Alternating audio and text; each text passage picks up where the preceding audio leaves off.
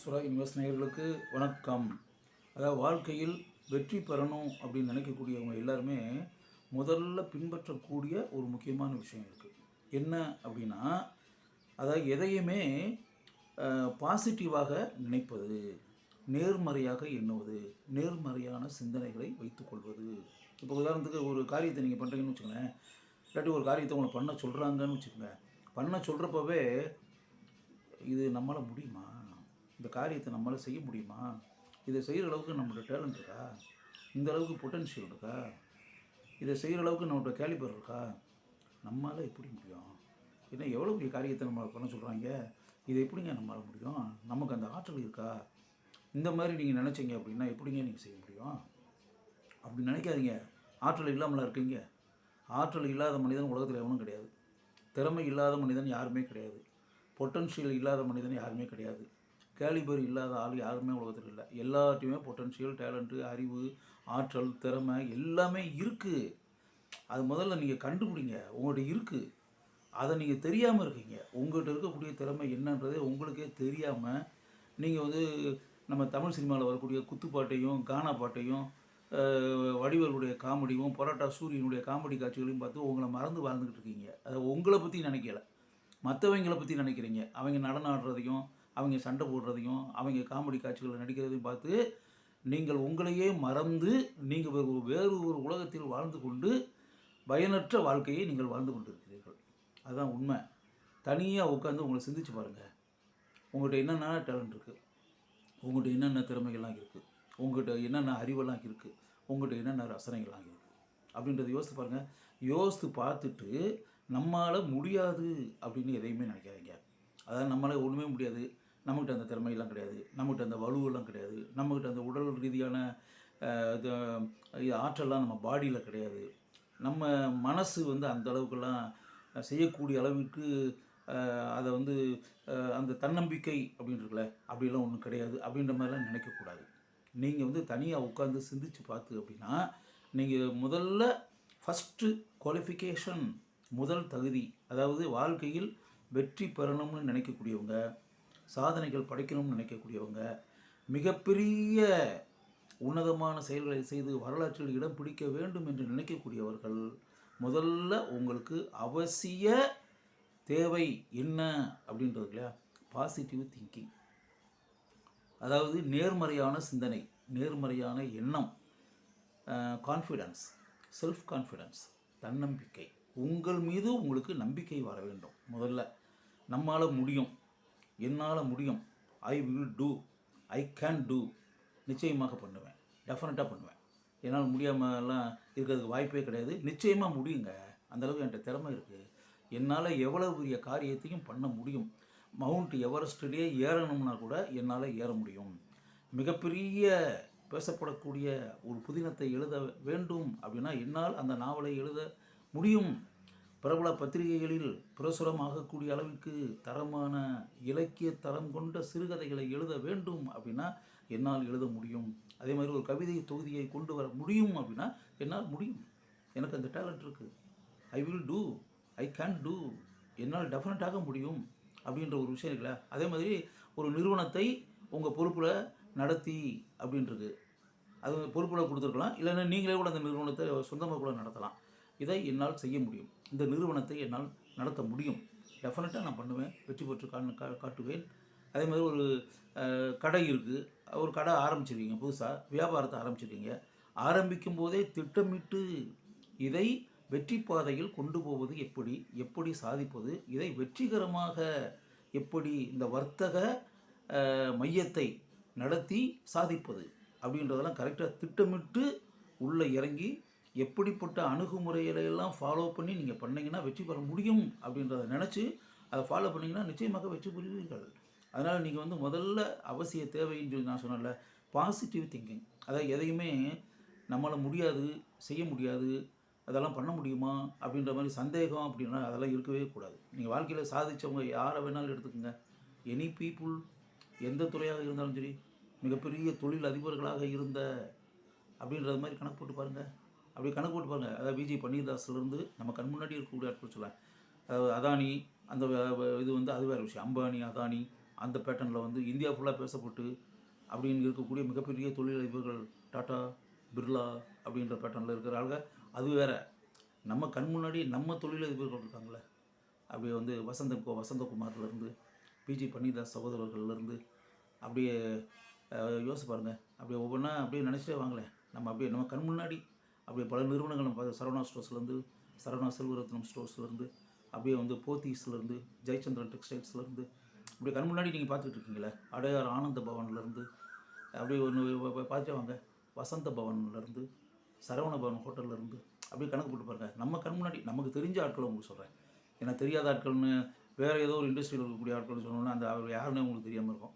அதனால் கண் முன்னாடி நீங்கள் பார்த்துக்கிட்டு இருக்கக்கூடிய நிறுவனங்கள் அப்படின்னு இருக்குல்ல, டெய்லி நீங்கள் பார்த்துக்கிட்டு இருக்கீங்களா, உங்களுக்கு தேவையான பொருட்களை, உங்களுக்கு தேவையான ஆடைகளை அப்படி இப்படி வாங்கக்கூடிய, இல்லாட்டி வீட்டுக்கு தேவையான பொருட்களை வாங்கக்கூடிய அப்படி இப்படின்ற மாதிரி இந்த கடைகளுக்கு நீங்கள் போகிறீங்க, பார்க்குறீங்க. அப்போ இந்த கடைகளுடைய உரிமையாளர்கள் சாதாரண மனிதர்களாக இருந்து வாழ்க்கையில் வெற்றி பெற்றவர்கள் தான். நம்மெல்லாம் அவங்க என்ன கோடீஸ்வரர் குடும்பத்திலேருந்து பிறந்து வந்தவங்களா? அதெல்லாம் ஒன்றும் கிடையாது. சாதாரண வந்து மனிதர்களாக இருந்து வாழ்க்கையில் மல்டி மில்லியனர்களாக ஆனவர்கள். எத்தனையோ கோடிகளுக்கு அதிபதிகளாகி மிகப்பெரிய வர்த்தக சாம்ராஜ்யத்தின் தலைவர்களாக முத்திரை பதித்தவர்கள் வாழ்க்கையில் அப்படின்றத யோசிச்சு பாருங்கள். அப்போ இந்த வளர்ச்சிக்கு பின்னால் வந்து இருக்கக்கூடியது என்ன அப்படின்னு பார்க்கும்போது, முதல்ல வந்து அவங்களுக்கு வந்து செல்ஃப் கான்ஃபிடன்ஸ், தன்னம்பிக்கை, பாசிட்டிவாக நினைத்தது, வெற்றி பெற வேண்டும் என்று நினைத்தது, சாதிக்க வேண்டும் என்று நினைத்தது, அந்த ஃபயர், அந்த நெருப்பு அவங்ககிட்ட இருந்துச்சு. அதுக்கு பிறகு கடுமையான உழைப்பு, கடுமையான முயற்சி, கடுமையான உழைப்பு இருந்திருக்கும். அப்படி சும்மா வந்து மனசுக்குள்ள பாசிட்டிவாக திங்க் பண்ணிட்டு உட்காந்துட்டு இருந்தோம்னா ஒரு காரியம் நடக்காது. எந்திரிச்சு நடக்கணும், எந்திரிச்சு ஓடணும், எந்திரிச்சு செயல்படணும். இந்த காரியங்களை அவர்கள் செய்தார்கள். அப்படி செஞ்சதுனால தான் அவர்களால் வெற்றி பெற முடிந்தது. அப்போ என்னென்னா, நம்ம வாழ்க்கையில் வெற்றி பெறணும் அப்படின்னு நினைக்கக்கூடியவங்க எல்லாருமே ரோல் மாடல் அப்படின்றதுல ரோல் மாடல்ன்றது பல பேர். இப்போ உதாரணத்துக்கு நடிகர் திலகம் சிவாஜி கணேசன், அப்படியே ஈடு இணையற்ற நடிகர். சிவாஜி கணேசனுக்கு ஈக்குவலாக இன்றைக்கி யாராவது இந்தியாவிலேயே யாராவது இருக்காங்களா? நடிகர் திலகத்திற்கு ஈக்குவலாக இந்தியாவிலேயே கிடையாது. அவர் காலகட்டத்திலையும் கிடையாது, இப்போவும் கிடையாது, இனிமேலும் வர்றதுக்கான வாய்ப்புகளும் இல்லை அப்படின்றதான் உண்மை. அப்போ நிகரற்ற அப்படின்றது ஒன்று இருக்க, அதாவது அன்பேரலல் அப்படின்னு சொல்லிட்டு அப்படி ஒரு உன்னதமான இடத்திற்கு சென்ற சிவாஜி கணேசன் அவர் என்ன அப்படியே கல்விக்கூடத்தில் வந்து நிறைய படிச்சுட்டு நிறைய ஸ்காலர் அவர், அதெல்லாம் ஒன்றும் கிடையாது இல்லை. அவர் ஆங்கிலம் பேசுவது, ஆங்கிலத்தில் உரையாடல்களை எழுதி பேசுவது, ஆங்கிலத்தில் வசனத்தை பேசுவது, அப்படி கேட்கும்போது அவர் ஏதோ யூனிவர்சிட்டியில் பிஹெச்டி வாங்கிட்டு வந்தவர் பேசுகிற மாதிரி இருக்கும். அவர் என்ன அப்படியெல்லாம் கல்விக்கூடத்தில் போய் படிச்சிருக்காரா? படிப்பே இல்லாத ஒரு மனிதன், ஆனால் எந்த அளவுக்கு தன்னை வளர்த்து கொண்டு இருக்கிறார். அவர் ஏற்று நடிக்காத கதாபாத்திரம் உண்டா? ஜூலியஸ் சீசர்லேருந்து எல்லாமே, மேக்பத்திலிருந்து எந்த ஒத்தலூர்லேருந்து எதை அவர் விட்டு வைத்திருக்கிறார். அப்படிப்பட்ட கதாபாத்திரங்கள் அப்படி ஜூலியஸ் சீசரை அப்படியே நின்னா அப்படியே ஜூலியஸ் சீசரே இப்படி பேசுவானா? யோசிச்சு பாருங்கள். ரோமியோ ஜூலியட், ரோமியோவாக அப்படி நிற்கும்போது அப்படின்றத யோசிச்சு பாருங்கள். அசோக மன்னனாக அப்படி நிற்கும்போது அப்படின்போது அந்த பாடி லாங்குவேஜ் அதெல்லாம் எங்கேருந்து வந்துச்சு?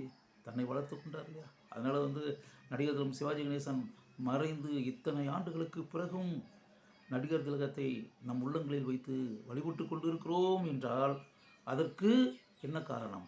அவருடைய நிகரற்ற திறமை, ஆற்றல், அவருடைய உழைப்பு. அதே மாதிரி இப்போ இயக்குனர் இமயம் பாரதி ராஜா தமிழ் திரைப்பட உலகத்தில் புதிய அலையை வீச வைத்து தொடர்ந்து வெற்றி படங்களை கொடுத்து பட உலக ரசிகர்களின் உள்ளத்தில் காலத்தை கடந்து வாழ்ந்து கொண்டிருக்கக்கூடிய மகத்தான இயக்குனர். 16 வயதினிலே கிழக்கே பூமுறையில், புதிய வார்ப்புகள், சிகப்பு ரோஜாக்கள், நிறம் மாறாத பூக்கள், கல்லுக்குள்ளீரும், நிழல்கள், அலைகள் ஓய்வதில்லை, மண்வாசனை, புதுமைப்பெண், முதல் மரியாதை, கிழக்கு சீமையிலே, டிக் டிக் டிக், ஒரு கைதியின் டைரி, இப்படின்னு அவருடைய படைப்புகளை சொல்லிகிட்டே போகலாங்களா? எத்தனை வெள்ளி விழா படங்கள், எத்தனை 100 நாட்கள் படங்கள், எப்படிப்பட்ட மகத்தான சாதனைகளை தமிழ் பட உலகில் ஆழமாக பதித்து தான் யார் என்பதை காட்டிய அந்த மனிதர் ஒரு சாதாரண கிராமத்திலிருந்து வந்தவர் தானே. தேனி பக்கத்தில் இருக்கக்கூடிய அள்ளி நகரத்திலிருந்து வந்த மனிதர்.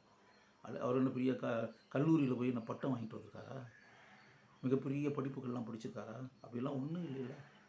சாதாரண ஒரு குடும்பத்திலிருந்து வந்த சாதாரண ஒரு இளைஞர் எப்படி இப்படிப்பட்ட உன்னதமான செயல்களை செய்ய முடிந்தது அப்படின்றத நீ கொஞ்சம் யோசித்து பாருங்கள்.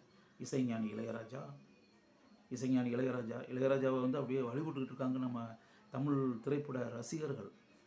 அவர் வந்து அப்படியே இப்படி பண்ணைப்புறம் அப்படின்ற ஊரில் சாதாரண கிராமத்திலேருந்து வந்தவர் தானே. அந்த மேற்கத்திய இசை நோட்ஸ் இதெல்லாம் எங்கு கற்றுக்கொண்டார்? தன்ராஜ் மாஸ்டர்கிட்ட கற்றுக்கிட்டார்ன்றது வேறு விஷயம். தன்ராஜ் மாஸ்டர்கிட்ட இளையராஜா மாதிரி எத்தனையோ பேர் தான் கற்றுருப்பாங்க. ஏன் அவர்களால் இளையராஜாவை போல வர முடியவில்லை? மேற்கத்திய இசை கோர்வைகள் இதெல்லாம் தன்ராஜ் மாஸ்டர் சொல்லிக் கொடுத்தாரு. Right, okay. அவருக்கு இளையராஜாவுக்கு முன்னாடியும் இந்த மாதிரி நிறைய பேர் கற்றுருப்பாங்கல்ல. இளையராஜா காலகட்டத்துலேயும் தன்ராஜ் மாஸ்டர் நிறைய பேர் கற்றுருப்பாங்கல்ல. இளையராஜாவுக்கு பின்னாடியும் கற்றுருப்பாங்கல்ல.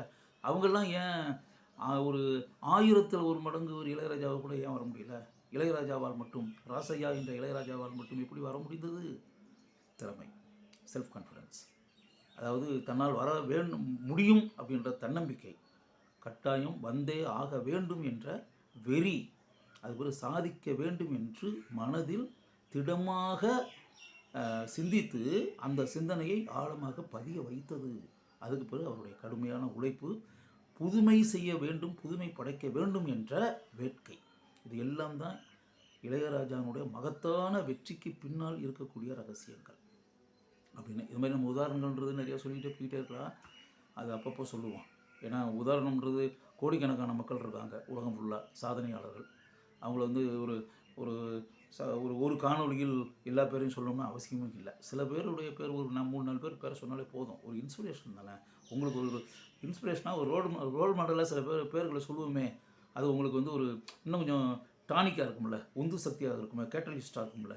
அப்படின்னு வெறும் திறமை இருக்குது, நீங்கள் வளரலாம், தன்னம்பிக்கை வளர்த்துக்குங்க, பாசிட்டிவாக நினைங்க, உங்களால் முடியும்னு நினைங்க, ஐ கேன், ஐ வில் அப்படின்ற மாதிரி நினைங்க, நீங்கள் வாழ்க்கையில் வெற்றி பெறுவீங்க அப்படின்ற மாதிரி ஒரு கட்டுரை பாணிகள் சொல்வதை விட வெற்றி பெற்ற சில மனிதர்களுடைய பெயர்கள் உதாரணங்களுடன் கூறினால் இன்னும் கொஞ்சம் ஆழமாக பதியும்ல. அதனால் இந்த ப்ரோக்ராம் பார்த்துக்கிட்டு இருக்கக்கூடிய நீங்கள் வந்து என்ன பண்ணுறீங்கன்னா, உங்களால் முடியாதுன்னு எதையுமே நினைக்காதீங்க.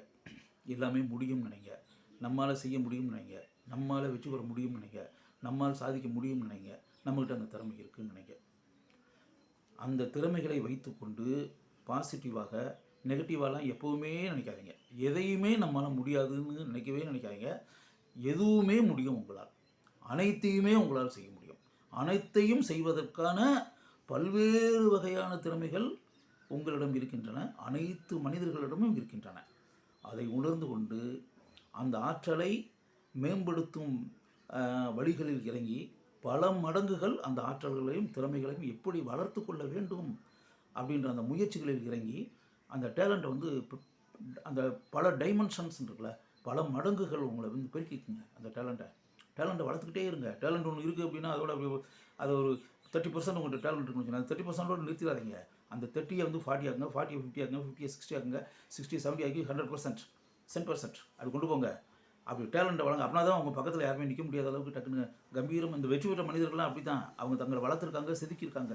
தங்களை தாங்களே செதுக்கி கொண்ட சிற்பிகள் அவர்கள். அப்படி இருந்ததுனால தான் பக்கத்தில் யாருமே இவங்க பக்கத்தில் சிவாஜி கணேசன் முன்னாடி, பாரதி ராஜா முன்னாடி, இளையராஜா முன்னாடி, வசந்தகுமார் முன்னாடி அப்படி பக்கத்தில் யாராவது வர்ற அளவுக்கு ஒரு சூழல் இருந்திருக்கா? அவங்க எந்த அளவுக்கு பக்கத்தில் யாரும் நிற்க முடியாத அளவுக்கு தங்களுடைய திறமைகளை வளர்த்து கொண்டு எப்படிப்பட்ட உயரத்திற்கு சென்று இருக்கிறார்கள் அப்படின்ற ஒரு விஷயம் இருக்குல்ல, அதையெல்லாம் தெரிந்து கொண்டு நீங்களும் இவர்களைப் போல உங்களை செதுக்கி கொண்டு உங்களுடைய திறமைகளை வளர்த்து கொண்டு வெற்றி பாதையில் நடைபெற்று கடுமையாக உழைத்து பல வகையான முயற்சிகளில் உங்களுடைய திறமைகளை வெளிப்படுத்தி மிகப்பெரிய சாதனைகளை நீங்கள் படைக்க வேண்டும். அப்படி படைக்க வேண்டும் என்றால் ஆரம்பத்தில் அதற்கு உங்களிடம் தன்னம்பிக்கை வேண்டும். உங்களுடைய திறமைகளை கண்டுபிடிக்கக்கூடிய முயற்சியில் நீங்கள் இறங்க வேண்டும். உங்களுடைய திறமைகளை பல மடங்குகள் பெருக்கிக் கொள்ள வேண்டும், வளர்த்து கொள்ள வேண்டும். உங்களுடைய திறமைகளை வெளிப்படுத்தி நம்மால் சாதிக்க முடியும் என்ற தன்னம்பிக்கையை உங்களிடம் உண்டாக்கி கொள்ள வேண்டும். எதுவுமே நம்மால் முடியாது அப்படின்ற அந்த நெகட்டிவ் தாட் அப்படின்றாங்கள்ல, அதை முழுமையாக துடைத்து விட்டெறிய வேண்டும். எதுவும் நம்மால் முடியும் என்ற பாசிட்டிவான எண்ணத்தை உங்களிடம் ஆழமாக பதிய வைத்து கொள்ள வேண்டும். பதிய வைத்த பிறகு அந்த பாதையில் நடைபோட்டு பல முன்மாதிரிகளை, சாதனை படைத்த மனிதர்களை, வரலாற்றில் இடம்பெற்ற மிகப்பெரிய சாதனையாளர்களை, அவர்களின் சாதனை சரித்திரங்களை மனதில் நினைத்து கொண்டு அவர்களைப் போல நாமும் ஆழமான முத்திரைகளை பதிக்க வேண்டும். மிகப்பெரிய சாதனைகளை செய்ய வேண்டும். பலரும் அண்ணாந்து பார்க்கக்கூடிய அளவிற்கு உன்னதமான செயல்களை செய்து இந்த வரலாற்றில் இடம் பிடிக்க வேண்டும் என்பதை ஆழமாக பதிய வைத்து கொண்டு நீங்கள் செயல்பட்டு உங்களுடைய துறைகளில் இருக்கக்கூடிய பாதைகளில் வெற்றி நடை போட்டால் நிச்சயமாக நீங்கள் வெற்றி பெறுவீர்கள், சாதனைகள் படைப்பீர்கள், அனைவரையும் வியக்க வைப்பீர்கள். வரலாற்றில் உங்களுடைய பெயர்களை ஆழமாக பதிய வைத்து அனைவரையும் ஆச்சரியத்தின் உச்சிக்கே கொண்டு செல்வீர்கள் என்பதை என்னால் உறுதியாக கூற முடியும்.